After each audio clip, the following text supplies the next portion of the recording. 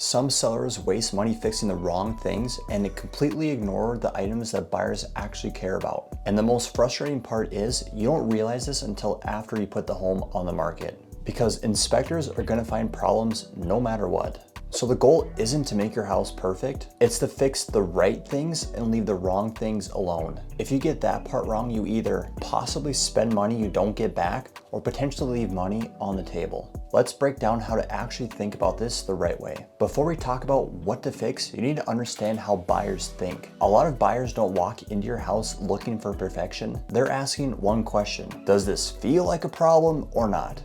And that's what drives their offer, their confidence, and how tough they may be in negotiations during an inspection. If something feels like a problem, it can become a negotiation point. If it doesn't, it may just simply get ignored. Let's start with the stuff that actually moves the needle. Anything that affects confidence, and this can be the biggest one. If a buyer walks in and feels uncomfortable with the roof, the HVAC, the electrical system, you may have already lost some leverage. Even if nothing is technically broken, it still leaves a lot of uncertainty. Some uncertainty may lead to lower offers or a lot of negotiations after an inspection. The second thing is obvious, visible issues. Things like broken fixtures, maybe broken window, damaged trim, some stains. Some of these items may not cost a lot to fix, but they will impact how the home feels immediately. The third thing is anything that will definitely show up on an inspection. If you already know about a leak, something going on with the roof, a plumbing line that may have an issue, you have two choices: fix it now or deal with a little bit more pressure when you're under contract. Fixing these things isn't about perfection, it's removing doubt.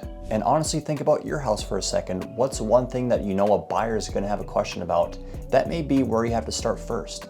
Now, this is where a seller can lose some money. The first thing is over upgrading, and this can be a classic mistake. Sometimes a seller may think if I upgrade everything, make it brand new, I might be able to make some more money.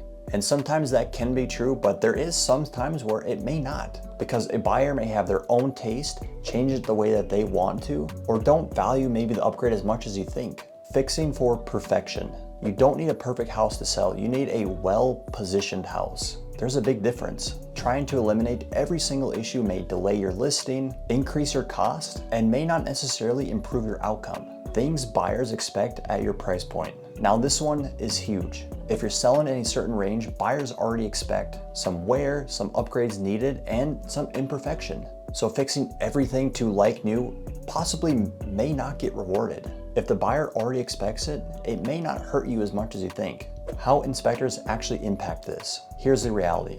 Even if you fix a lot up front, the buyer's inspector is still going to find a lot of things, and that's their job. So your goal may not be to eliminate inspection findings, it's to control how serious that they feel.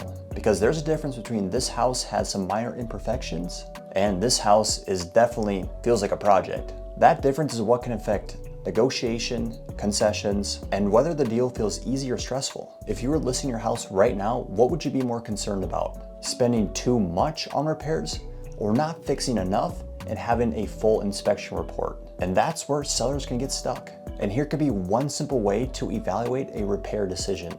Ask yourself, does this increase buyer confidence or just make me feel better for perfection?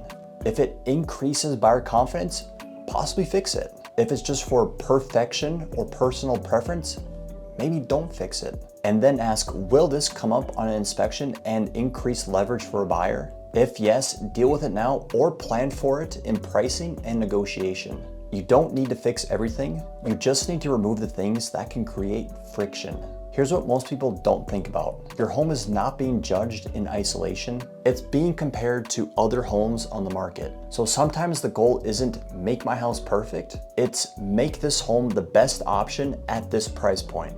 That changes everything because now you're not over improving, you're positioning. If you're getting ready to sell, don't fall in the trap of having to fix everything. That's where time and some money can get burned. Focus on what builds buyer confidence, what removes doubt, and what actually affects how your home is perceived. That's what moves the needle. If you want to make sure you're focusing on the right things before you list, there's a lot more that goes into how your home is positioned and how buyers respond. That's what I broke down here today, so you can go into it with a plan and not guessing.